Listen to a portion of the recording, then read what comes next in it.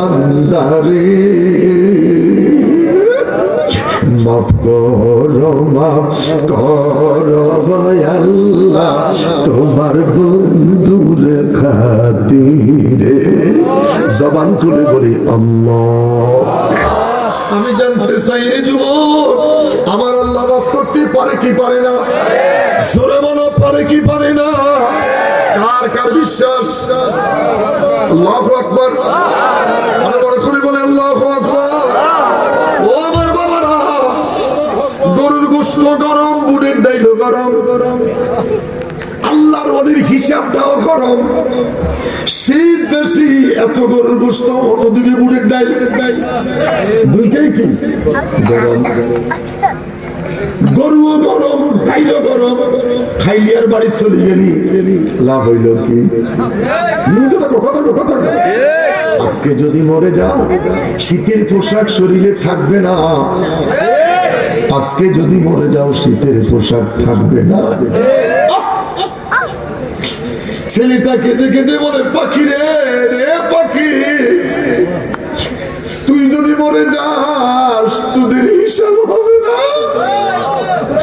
আমরা মানুষ জাতি রে, হিসাব ছাড়া পার হতে পারবো না। রে পাখি যা, আমার কাছে তুই নিরাপদ। ওই সম্রাটের দোহাই দিলাম, যেই সম্রাটের অধীনস্থ তুমি এবং আমি, হাতটা পেতে দিলাম, আমার হাতের তালুর মধ্যে এসে একটুক্ষণ বসে যাও। বড় করে বলেন। পাখিটা উড়াল মেরে আইসা এই যুবক ছেলেটার হাতের তালুতে বসে গেলেন।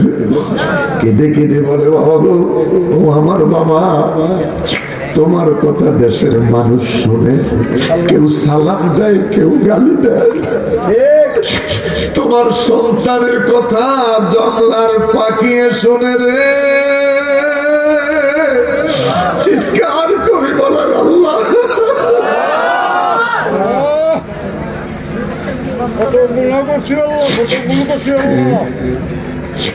টাকা পয়সা আমি রানা, ওরে মরলে কারো সঙ্গে যায় না রে। ওরে যাবার বেলায় সাদা কাপড়, ওরে যাবার বেলায় সাদা কাপড়, আর কিছু যাইবে না রে। আল্লাহ, বড় করে বলেন আল্লাহ। ছেলেটা ডেকে বললেন, বাবা সিরু ফিল আরব, আমি একটুকুন সফর করব, আমি তোমার কাছ থেকে একটুকুন দূরে যাব।